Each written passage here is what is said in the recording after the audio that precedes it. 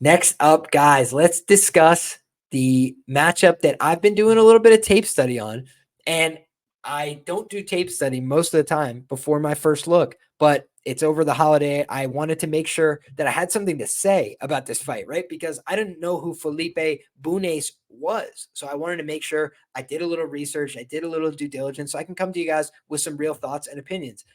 Joshua Van. I knew about Joshua Van. I bet on Josh Van fight before twice now. So I have a good feel for his game, but I wanted to do some research and due diligence on his opponent.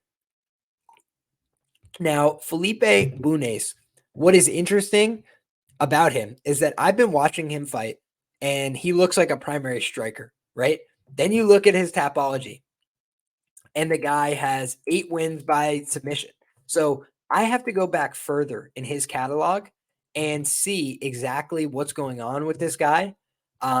Because number one, he's got a string of 3 losses in a row in ACA, all via decision, all to very tough looking records on paper. So I want to watch those fights and see, were they robbery decisions or were they real? Was he good at grappling or was he not?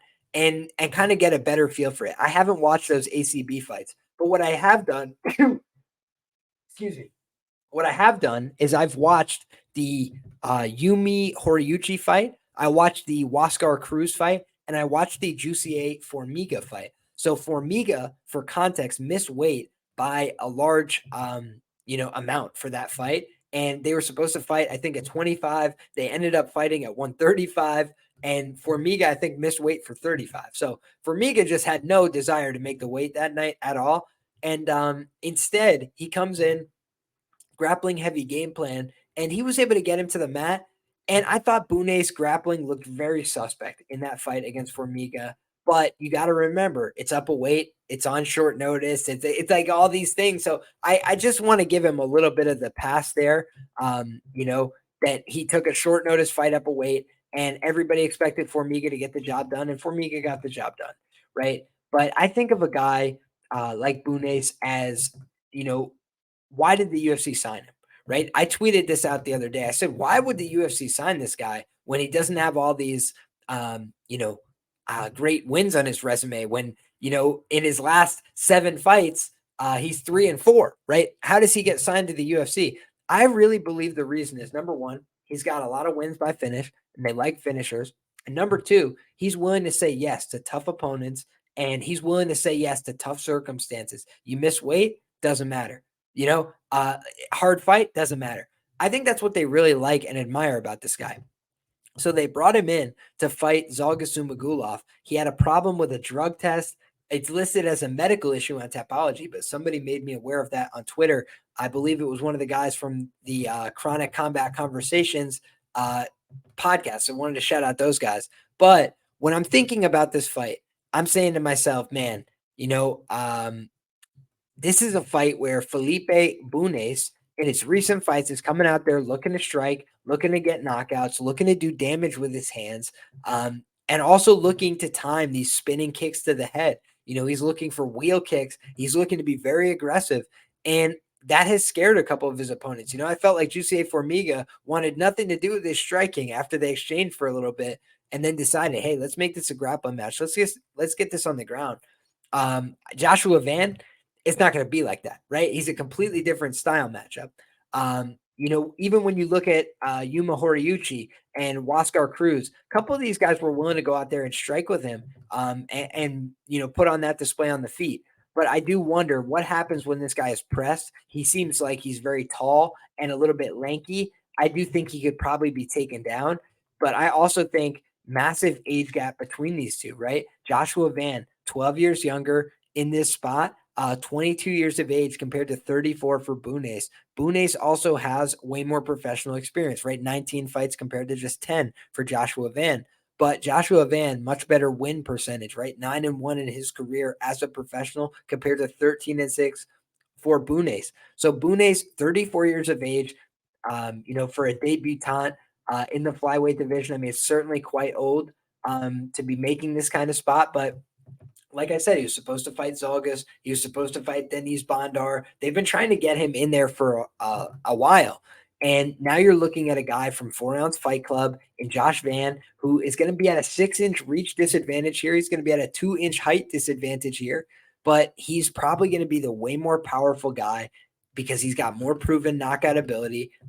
Felipe Bunes, his last couple fights has looked like a striker, but Joshua Van has looked like a striker since he went pro. The kid has a lot of knockouts, 5 wins by knockout in 9 professional wins. So more often than not, when he's getting it done by knockout. And then as far as the ground game goes, that is where his one loss is. He got submitted by Devin Jackson back in Fury in 2021 via rear naked choke. And so when you look at Felipe Bunes, you look at the fact that he's got 8 wins by submission, right? Maybe that's where he's going to want to take this fight. Maybe he's going to want to try and submit this guy, take it to the ground. His last win via submission was in 2021 via triangle armbar. He has a flying triangle armbar win in 2018 as well. And let's go look at his share dog record because that should have the exact method of victory for these contests. Submission due to armbar, submission due to triangle choke, armbar, armbar, reverse triangle armbar. Man, he does not have a very conventional ground game from what it seems. It seems like he's getting taken down a lot and then using an armbar off his back. But I will go watch his film. I will go let you guys know what I think about his jiu-jitsu after I study it. But for now, what I know is that his striking is okay, but his cardio is not great.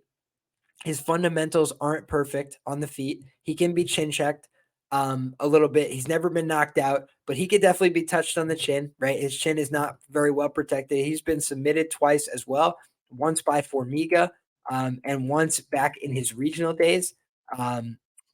His first fight, as a matter of fact, Daniel Rodriguez was able to submit him. So I think he takes a lot of pride in his submission game. You know, I think Josh Van has to be very careful, right? I think for Josh Van, the way he loses this fight, the way he makes a critical error is going to the ground with this older, more experienced guy from Brazil who knows what he's doing and could armbar him or catch him in something. But I think outside of that, you know, Josh Van should have the advantages with his ability to mix up the targets with simple, straight, fast, effective punching. So I don't see Josh Van getting clipped with a head kick here more often than not. You know, I think he's smart about his approach in the striking. But it's interesting that he went from being a plus 180 underdog against Zhalgas Zhumagulov to being a minus 200 his last 2 fights. And, you know, I do think last time out, it might have been a mistake for me to fade him with the plus 200 on Borjas. So do I want to go again? Do I want to fade him again? No, because I think Josh Van is talented. I think he's got some real upside, but I just think that this does have some banana peel elements to it where his one loss is via submission. It wasn't all that long ago. And Josh is definitely getting better every time out. He's a really dangerous guy. He's got a lot of power. But I do just think one mistake on the ground could cost him a fight at some point early in his UFC career because he's still very young and he hasn't been training jiu-jitsu all that long. So for me, those are the dynamics of this fight. But what I kind of like for Barrier's point in the chat here, he says first finish by Josh in the UFC. I like the fight not to go. I like the under here because if Josh was to lose this fight, I feel like he probably gets submitted, you know, in something, you know, where he just makes a silly mistake. So more often than not, I'm expecting Josh to get the win here and to do it emphatically. But Buenos never been knocked out before. Let's see if his newfound love of striking on the feet gets him clipped here. So there you have it, guys. We are done talking about these prelims. What I want to do is I want to open up the floor for the last minute or two of the show. Any questions, comments, or concerns that you guys have, because we do have a bunch of people rocking with us live in the chat. Pepe Sylvia says black belt versus blue belt. I don't know that to be true, but that does sound like it could very well be accurate from you. So then the question would be, can he achieve takedowns in this spot? Because I did think you know, that Josh Van seems like a guy who was pretty difficult for Zhalgas to take down. But I think that that's a interesting point by you, Pepe. And it's something that we're going to have to look for in the markets as well. I bet Van by submission in the fight against Zhalgas, I think. And now it looks like I might be at a point where maybe Bunes by submission could be the play in this spot, especially just for a small amount as a hedge.